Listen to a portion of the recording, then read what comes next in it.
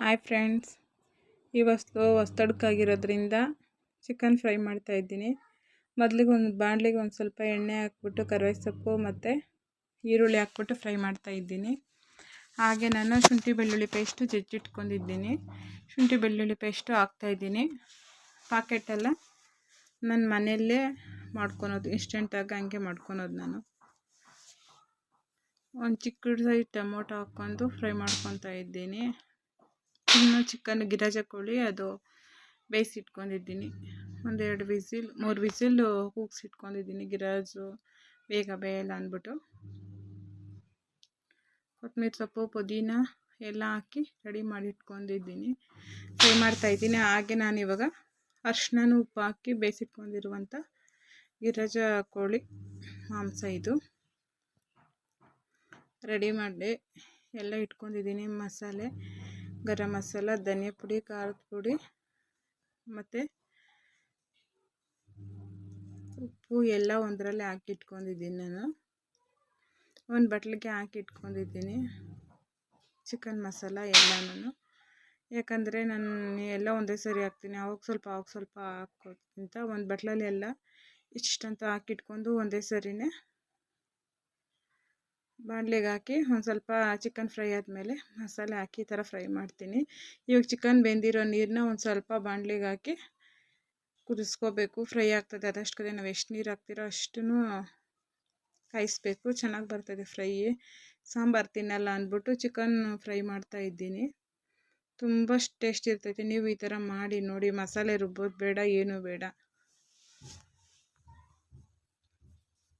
ಹೇಗೈತೆ ಅಂತ ತಿಂದ್ಬಿಟ್ಟು ಹೇಳ್ತೀನಿ. ಚೆನ್ನಾಗಿರ್ತದೆ ಅಂತ ನೀವು ಮಾಡಿ ನೋಡಿ. ಸಖತ್ತಾಗಿ ಬರ್ತೈತೆ. ಲಾಸ್ಟ್ ಫೈನಲಿ ನೋಡ್ಬೇಕು ನೀವು, ಎಷ್ಟು ಚೆನ್ನಾಗಿ ಬಂದೈತೆ. ಕೊತ್ತಂಬರಿ ಸೊಪ್ಪು ಪುದೀನ ಫ್ಲೇವರ್ ಚೆನ್ನಾಗಿರ್ತೈತೆ. ನಾನು ಮಸಾಲೆಗೆ ಏನು ರೆಡಿ ಮಾಡ್ಕೊಳಲ್ಲ, ಇನ್ಸ್ಟೆಂಟಾಗಿ ಮನೇಲಿ ಮಾಡಿರುವಂಥನೇ ಮಸಾಲೆ ಅದು ಅವೆಲ್ಲ. ಇನ್ನು ಮಟನ್ಗೆ ನಾನು ಒಂದು ಪ್ಯಾನಲ್ಲಿ ಎಣ್ಣೆ ಹಾಕ್ಬಿಟ್ಟು ಬೆಳ್ಳುಳ್ಳಿ ಮತ್ತು ಈರುಳ್ಳಿ ಎಲ್ಲ ಫ್ರೈ ಮಾಡ್ಕೊತಾ ಇದ್ದೀನಿ. ನಾನು ಚಕ್ಕೆ ಲವಂಗ ಎಲ್ಲ ಸ್ಕಿಪ್ ಮಾಡ್ತೀನಿ. ಯಾಕಂದರೆ ನಾನು ಧನಿಯಾ ಮಾಡ್ಕೊಬೇಕಂದ್ರೆ ಧನಿಯಾ ಪುಡಿನೇ ನಮ್ಮ ಕಡೆ ಎಲ್ಲ ಆಲ್ಮೋಸ್ಟು ಎಲ್ಲರೂ ಇದೇ ಥರನೇ ಮಾಡ್ಕೊಳೋದು.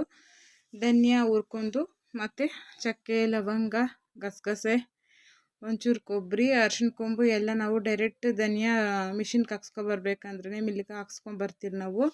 ಅದು ಹಂಗಾಗಿ ನಾನು ಅವೆಲ್ಲ ಸ್ಕಿಪ್ ಮಾಡ್ತೀನಿ. ಎಲ್ಲ ಧನಿಯಾ ಪುಡಿಯಲ್ಲೇ ಇರ್ತೈತೆ ಅವೆಲ್ಲನೂ. ಇನ್ನು ಶುಂಠಿನೂ ಬೆಳ್ಳುಳ್ಳಿ ಹಾಕ್ಕೊತಾ ಇದ್ದೀನಿ. ಶುಂಠಿ ಹಾಕ್ಕೊತಾ ಇದ್ದೀನಿ, ಬೆಳ್ಳುಳ್ಳಿ ಈರುಳ್ಳಿ ಎಲ್ಲ ಫ್ರೈ ಮಾಡ್ಕೊತಾ ಇದ್ದೀನಿ. ಟೊಮೊಟೊ ಹಾಕಲ್ಲ ನಾವು.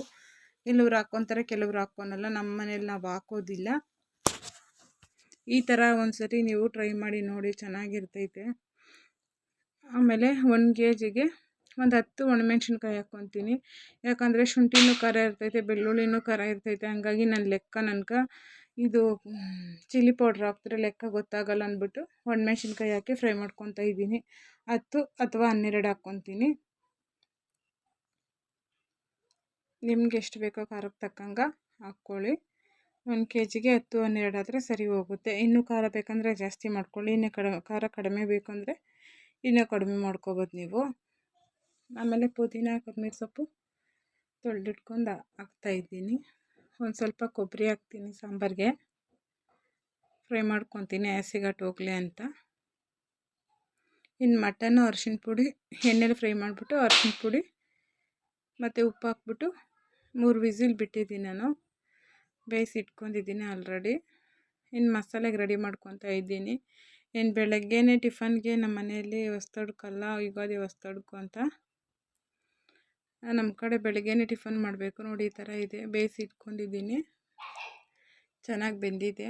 ಮಸಾಲೆ ರೆಡಿ ಮಾಡ್ಕೊಂಡೆ. ಮಸಾಲೆಗೆ ಧನಿಯಾ ಪುಡಿ ಎಲ್ಲ ಹಾಕ್ಕೊಬೇಕು. ನಾನು ಧನಿಯಾ ಪುಡಿ ಹಂಗೆ ಹಾಕಿ ಮಿಕ್ಸ್ ಮಾಡ್ಕೊಳೋದು. ನೆಕ್ಸ್ಟ್ ನೋಡಿ ನೀವು ಗೊತ್ತಾಗುತ್ತೆ. ತುಂಬ ಚೆನ್ನಾಗಿ ಬಂತು ಸಾಂಬಾರು, ತುಂಬ ಚೆನ್ನಾಗೈತೆ.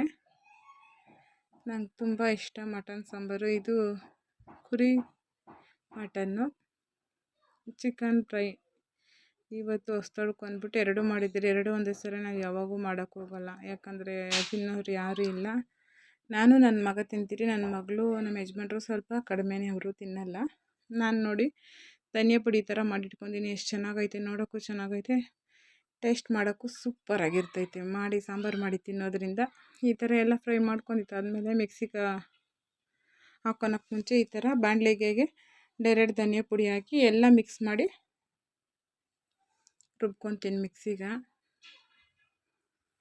ನೀವು ಈ ಥರ ಒಂದ್ಸರಿ ಟ್ರೈ ಮಾಡಿ ನೋಡಿ.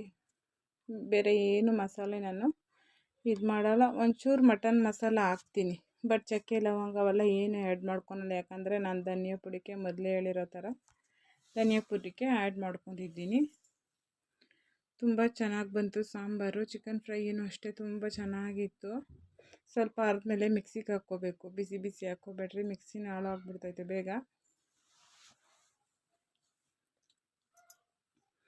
ಹಳ್ಳಿ ಸ್ಟೈಲ್ ರೆಸಿಪೀಸ್ ನಾನು ಮಾಡೋದು, ನೀವು ಒಂದ್ಸರಿ ಟ್ರೈ ಮಾಡಿ ನೋಡಿ, ನಿಮಗೂ ಇಷ್ಟ ಆಗುತ್ತೆ. ಒಂದೇ ಥರ ತಿಂದರೂ ಚೆನ್ನಾಗಿರಲ್ಲ, ವೆರೈಟಿ ಥರ ರೆಸಿಪೀಸ್ ಟ್ರೈ ಮಾಡಿ ನೋಡಿ. ಈ ಥರ ಅಂತೂ ತುಂಬ ಚೆನ್ನಾಗೈತೆ, ಏನು ಹಾಕೋಷ್ಟೇ ಬೇಡ.